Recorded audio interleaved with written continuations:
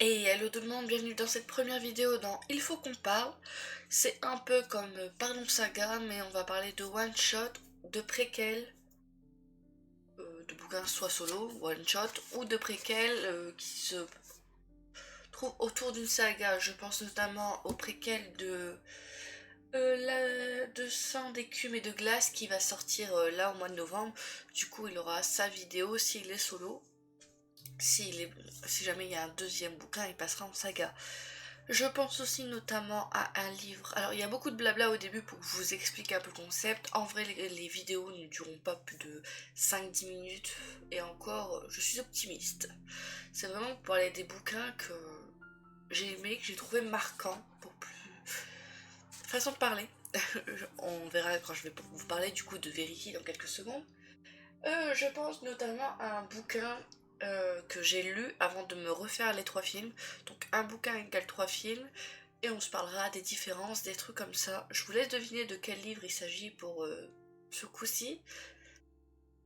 Je comprenais pas comment ils avaient fait pour faire 3 films avec un seul bouquin. Après avoir revu les 3 films, je sais comment ils ont fait.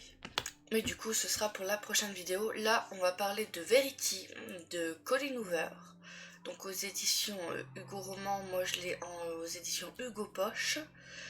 C'est un one shot, comme je disais. Il fait à peu près 330 pages. Ou il fait exactement 330 pages, je ne sais plus. Non, il fait même plus de 330 pages le mien. Après, j'ai regardé sur le site du brochet, donc peut-être que le brochet fait moins de pages. Mais le mien fait à peu près 350 pages pour le poche. C'est le genre du bouquin. Ça va être du thriller psychologique, suspense, mensonge secret, drame. Donc oui. Franchement, c'était mon premier Colleen Hoover et je ne suis pas déçue. C'était très très bien. Après, je sais qu'elle a écrit que des romances aussi. Moi, je crois que j'ai préféré ces thrillers psychologiques en vrai. On va se lire le résumé du coup pour savoir de quoi je parle. J'oublierai pas de mettre le spoil comme les sagas, les vidéos sagas. En vrai, je vais vous spoil si vous n'avez jamais lu le livre. Donc voilà, on y va. Alors j'ai un chat dans la gorge, je viens de me lever il y a 1 heure, je suis toujours pas très réveillée, donc ne faites pas attention à ça. La vie a toujours souri à Verity Cranford. Ses livres font d'elle une auteure star. Sa maison du Vermont est splendide et elle forme avec Jérémy son mari un couple parfait. Mais un jour, sur une route, son rêve tourne au cauchemar. L'accident l'empêche d'écrire, transforme sa grande maison en prison et menace de l'éloigner de Jérémy. Sa vie n'a jamais été tendre avec Lowen Ashling, désolé je sais pas dire son nom. Ses livres ne rencontrent qu'un accueil poli, ses finances sont au plus mal et ses histoires d'amour sont des feux de paille, jusqu'à ce que Jérémy la recrute pour devenir la ghostwriter de Verity et terminer à sa place sa série à succès. Pour Lowen, aussi incongrue que soit la proposition, l'occasion est beaucoup trop belle pour ne pas la saisir, et Jérémy beaucoup trop séduisant pour qu'elle lui dise non. Mais en découvrant dans les papiers de Verity ce qui semble être une autobiographie, Lowen va voir sa destinée, page après page, le portrait d'une femme épouvantable, prête au plus atroce des crimes, pour ne pas perdre ce qu'elle a, et prompte à toutes les perversités lorsqu'elle se sent menacée, et aux yeux de Vérité, Lowen est désormais une menace. Toute vérité n'est pas bonne à dire. Voilà pour le petit résumé. Déjà la couverture, j'aime bien, elle est simple, je trouve que les couvertures les plus simples sont les plus belles. Du coup maintenant on va parler un peu de mon avis, ce que j'ai ressenti en lisant. J'ai écrit quelques phrases sur mon bouquin pour avoir un fil conducteur, mais à un moment je vais un peu dériver. Je finis toujours par dériver. Donc on y va. Pour l'histoire, j'ai vraiment été hype au fur et à mesure qu'on la suit. Moi, j'attendais toujours les moments où notre personnage principal reprenait cette autobiographie entre guillemets. Si vous avez lu le bouquin, vous savez comme moi. J'attendais toujours ces passages-là. Les passages autour, ouais, bof. Moi, j'attendais qu'elle lisait le bouquin. Ça a été très addictif, en tout cas pour moi. Vraiment mélange romance, suspense, thriller. On a vraiment une tension tout au long de la lecture, j'ai trouvé. On est en mode est-ce qu'elle l'a fait? Est-ce qu'elle l'a vraiment fait? Et j'ai lu un autre livre dans le genre où à la fin on apprend que tout ce que tu sais, ben tu le sais pas. Moi j'ai pas pu lâcher le livre en vrai. Je l'ai lâché seulement quand j'étais obligée de le lâcher, sinon en vrai j'aurais pu le finir en une journée, mais je n'avais pas autant de temps de lecture que j'aurais voulu au moment où j'étais dans ce livre. Je trouve que le livre a une super construction et t'as pas de moment où tout le monde est heureux, tout le monde est bien au début du bouquin. On reviendra un peu avec notre rencontre entre notre personnage principal et Jérémy. Il y avait certains passages assez perturbants pour moi, surtout au niveau de la romance, qui se passe dans la maison même, où t'as Verity qui est en haut, qui... Enfin, au moment où nous, on commence le bouquin, ne peut rien faire, elle est juste là, elle ne bouge pas. On apprend plus tard que il ne faut pas croire tout ce que tu vois. Et du coup... Attendez, j'ai mon nez qui me chatouille. Et du coup, on va partir au début. Donc au début, on va rencontrer notre jeune personnage qui va devoir par la suite écrire les écrits de Verity. Mais la première rencontre qu'on a avec elle, c'est elle est à un passage piéton. Elle attend pour passer. Elle est en plein Manhattan, je crois, un truc comme ça. Et là, il y a un mec qui va se faire faucher. Juste à côté d'eux. Genre le mec, là, il était juste à côté d'elle, elle est plein de sang, elle, il s'est vraiment fait chauffer, faucher juste à côté d'elle, t'as les flics, les trucs qui arrivent, et t'as les piétons qui voient que le feu est vert, personne qui regarde, tout le monde traverse. J'ai trouvé ce passage horrible. C'est genre, elle réagit parce que bah, déjà elle sort plein ses vêtements, elle a un rendez-vous, elle doit se dépêcher, et le premier truc c'est que c'est la seule, t'as l'impression que c'est la seule à réagir, que les gens là-bas ils ont l'habitude. Le mec s'est fait faucher, mais c'est pas grave, je dois y aller là, j'attends que mon feu est vert. Ça m'a fait ressentir une drôle d'impression. J'étais en mode what? D'où tu continues ta journée? Il y a eu un meurtre juste à côté de toi. Enfin, un meurtre, un accident juste à côté de toi. C'est fou. Après, du coup, Verity, elle va se diriger vers un café pour se nettoyer.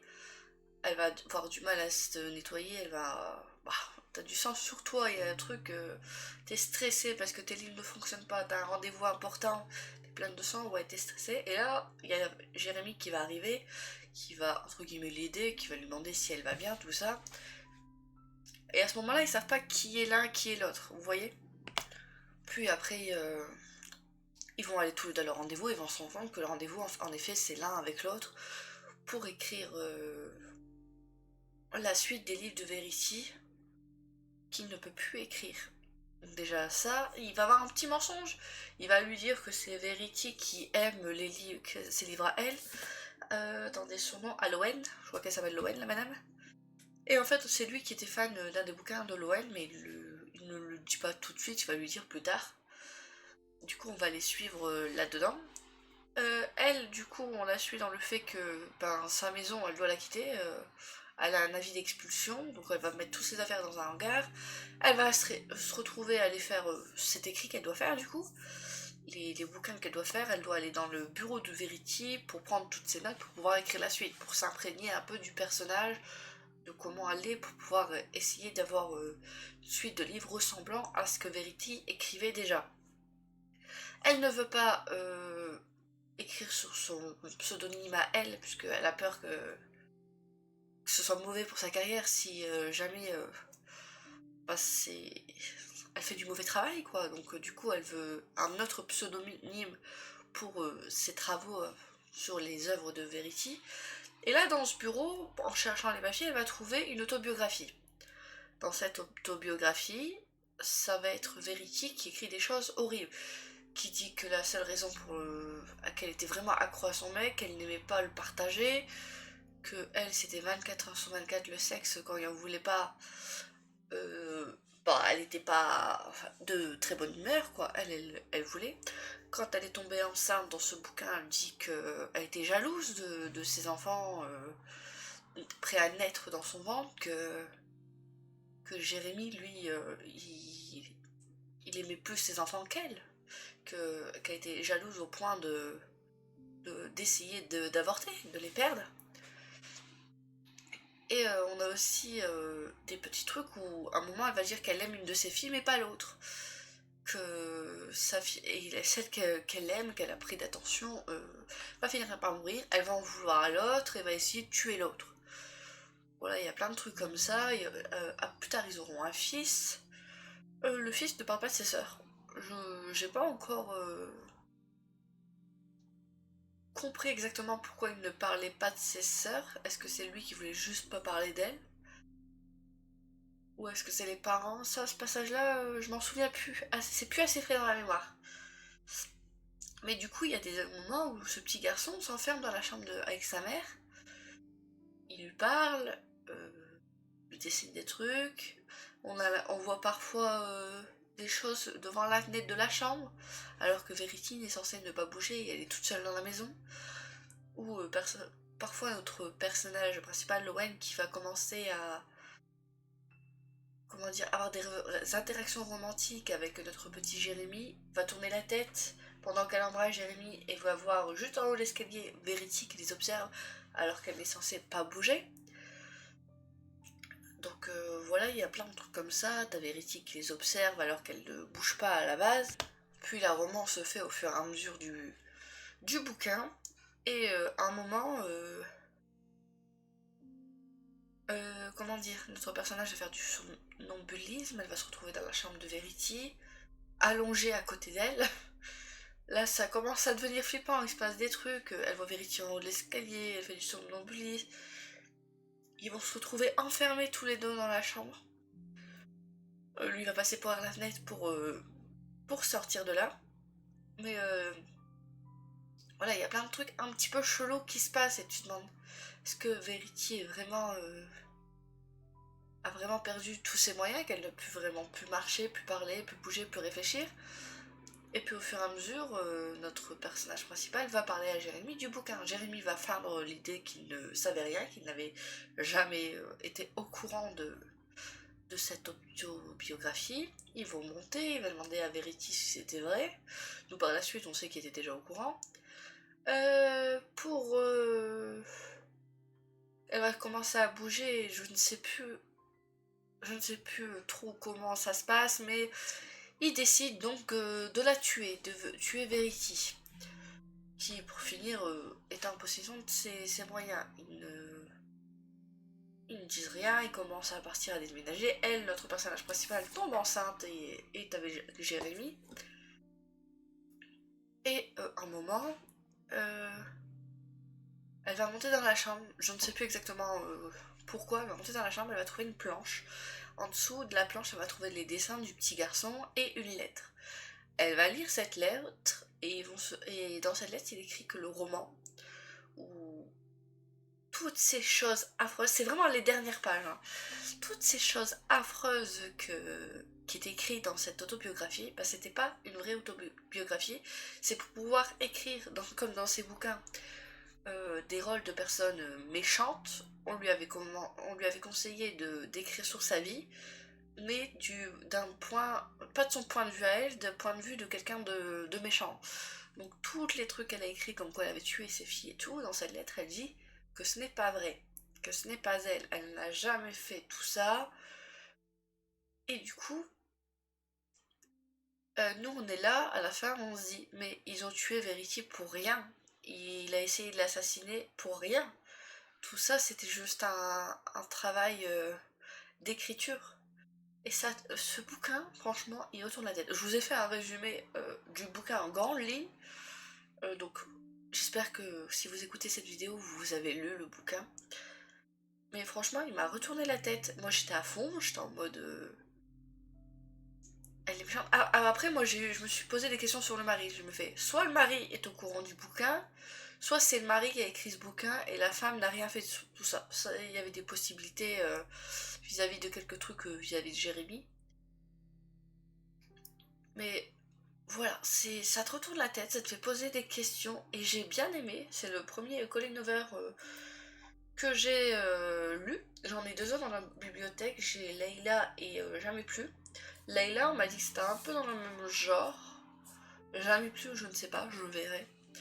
Dites-moi, vous, si vous connaissez d'autres œuvres de notre cher Colin Hoover. Et qu'avez-vous pensé de Verity? Je ne sais plus quelle note j'ai mis, je crois que j'ai mis 19, 19 sur 20. Je note sur Livre Addict, donc il me semble que c'est 19 sur 20. C'était une très bonne lecture, je voulais en parler vite fait, faire un petit point, vous dire comment je me suis sentie et tout là-dedans. Dites-moi si ce genre de vidéo vous plaît. Il y aura bientôt un deuxième volet parce que la vidéo est presque prête. Il faut juste que je la tourne. Merci à tous d'avoir regardé cette vidéo en tout cas. À la prochaine, mes petites kitsune. Allez, ciao!